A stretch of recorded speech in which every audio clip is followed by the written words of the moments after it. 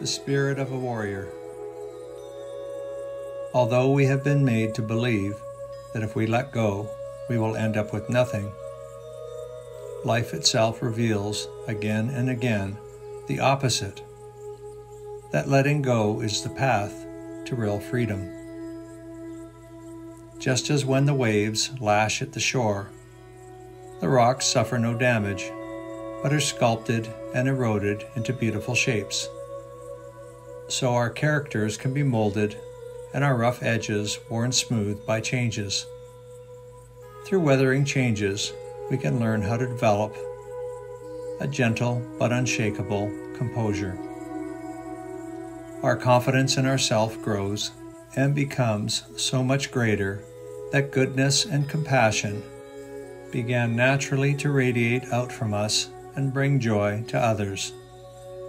That goodness is what survives death, a fundamental goodness that is in every one of us. The whole of our life is teaching of how to uncover that strong goodness and a training toward realizing it. So each time the losses and deceptions of life teach us about impermanence, they bring us closer to the truth. When you fall from a great height, there is only one possible place to land, on the ground of truth.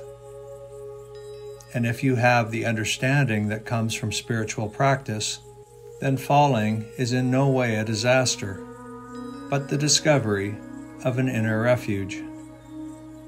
Difficulties and obstacles, if properly understood and used, can often turn out to be an unexpected source of strength. In the biographies of the masters, you will often find that had they not faced difficulties and obstacles, they would not have discovered the strength they needed to rise above them. This was true, for example, of Gesar, the great warrior king of Tibet, whose escapades form the greatest epic of Tibetan literature. Gesar means indomitable, someone who can never be put down. From the moment Gesar was born, his evil uncle Tratung tried all kinds of means to kill him. But with each attempt, Gesar only grew stronger and stronger. It was thanks to Trotung's efforts, in fact, that Gesar was to become so great. This gave rise to a Tibetan proverb, Trotung tro ma tung na, Gesar ge misar, which means that if Trotung had not been so malicious and scheming, Gesar would have never risen so high. For the Tibetans, Gesar is not only a martial warrior, but also a spiritual one. To be a spiritual warrior means to develop a special kind of courage, one that is innately intelligent, gentle, and fearless. Spiritual warriors can still be frightened, but even so, they are courageous enough to taste suffering, to relate clearly to their fundamental fear, and to draw out without evasion the lessons from difficulties.